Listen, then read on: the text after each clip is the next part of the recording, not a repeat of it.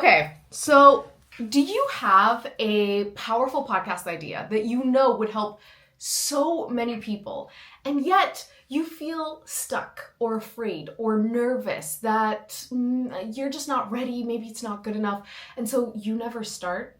If that sounds like you will love this video because I'm going to show you an example of one of my students, Alicia Cyrus, who created a podcast called Thriving in the Game, which is all about how to thrive in the corporate world as a Black woman. And her podcast, she just finished her first season, is doing incredibly well, and it's helping so many people. She too was stuck in the same place that you might be, afraid that maybe this isn't something that other people are going to find useful. So I'm going to show you how to go from fearful to actually creating a show that you love and that is useful for other people. All right, let's get into it.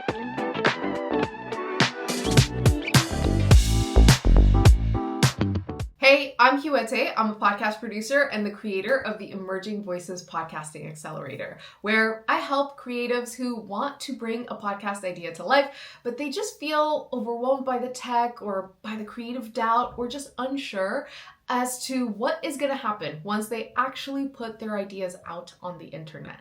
If that sounds like you will really appreciate my 10-step guide to launching your podcast. And you can find a link to that in the description below. Now, if you're wondering, why should I trust you? I have made shows like Where Should We Begin with Esther Perel, Together Apart with Priya Parker for the New York Times, and several other shows, which you can see right here. Now, let's go back to Alicia. She now has a show called Thriving in the Game, which people love and is doing really well now that the whole first season is out.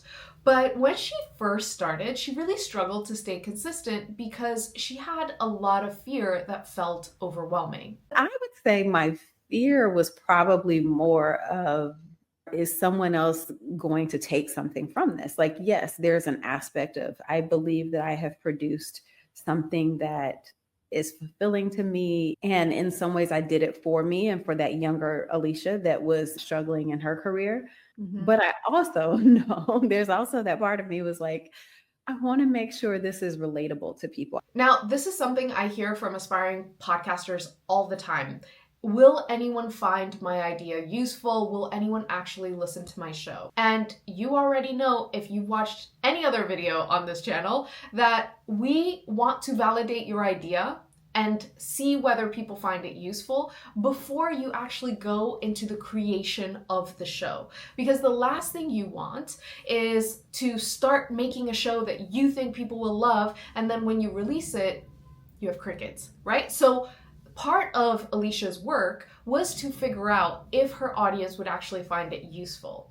Now, here is where it gets interesting.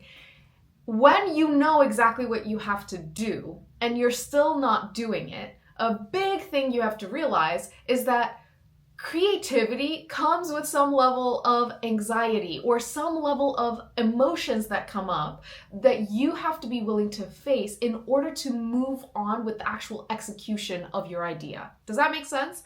So in Alicia's case, it was fear, right? In my case, it's been anxiety. In other people's case, they've just entered into a state of freeze, which maybe you relate to if every time you think about your idea, you kind of just freeze on it and you start going and doing something else.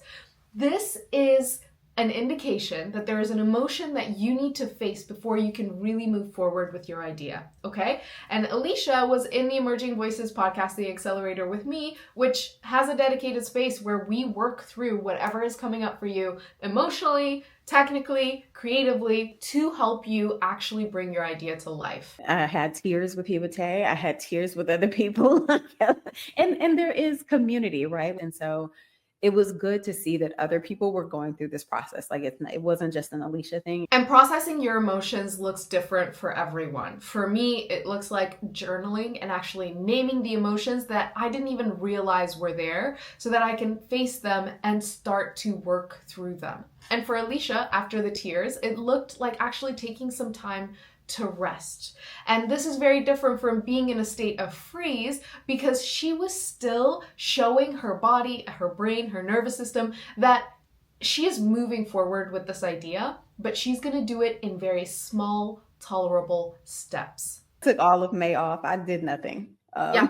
I think I joined calls, but I didn't do any work. Like you said, I took some rest, but I kept showing up. And I will say, Huete knew that it was going to come. I was still pretty doubtful. I mean, I knew that Alicia was going to make this show because she was showing up to the calls. So I could see that she was taking whatever steps were tolerable for her every single day. And that's my advice to everyone, including myself. When you feel creative fear, creative anxiety, the only thing required of you is to take one tiny step every single day in the direction of the vision that you have. So when Alicia was well rested and ready to go again, the first thing we did was to get her out of this cycle of wanting to do everything all at once and actually just focus on one task at a time, which I recognize sounds boring, but this is the only way to consistently show up for your idea.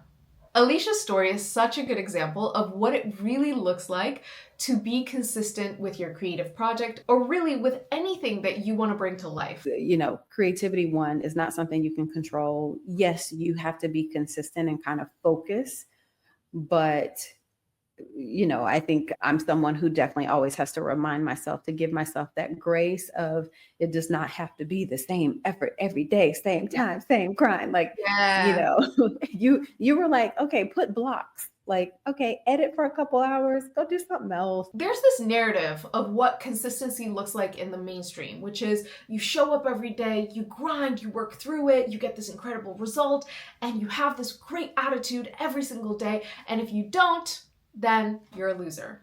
And that is simply unrealistic for most of us. I want to say for all of us, but maybe there are some outliers out there who actually are able to do that. But for 99.9% of the population, every single day, your energy is going to look different. Your best is going to look different. And your attitude is going to be very different. Your job is to show up anyway and give whatever your best is on that given day. And this is especially true when it comes to creative work. And doing something else does not mean totally disassociating and going to watch Netflix or scroll on TikTok.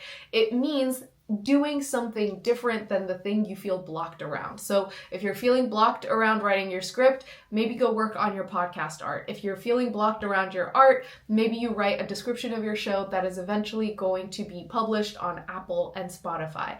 Either way, you want to take very gentle, tolerable steps in the direction of your creative vision. That is how you build your creative muscle and stay consistent.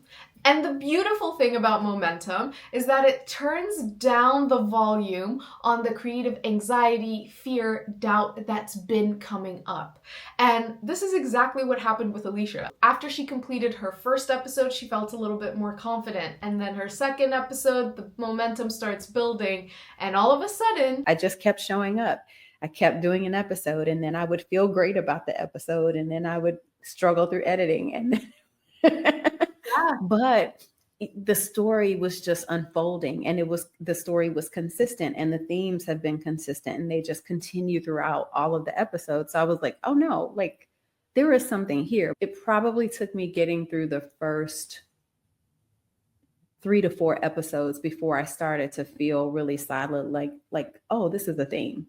And all of this is way easier in community because we're social creatures. And I know we live in a hyper-individualistic society that tells us that we can self-help our way out of any problem, but that's simply not true. And when I asked Alicia what advice she had for aspiring podcasters, here is what she had to say. I mean, one, I would definitely recommend your program. For me, this was a very transformative process, in addition to the Artist Way, in addition to working with my business coach. Like it was like everything was what I needed. But I think if you're still trying to figure that out, I think you just work the idea. Just work the idea, meaning give it your absolute best every single day, and that best will differ, and be okay with that. And if listening to Alicia's story inspired you to start that podcast that has been in your heart for a while, you might be a good fit for the Emerging Voices Podcasting Accelerator.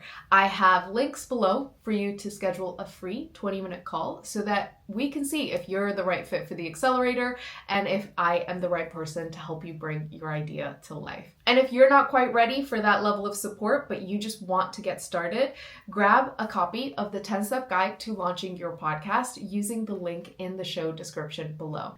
Now, comment below and tell me what fears are holding you back from actually creating the show that you know would help someone else. I will see you in the next video.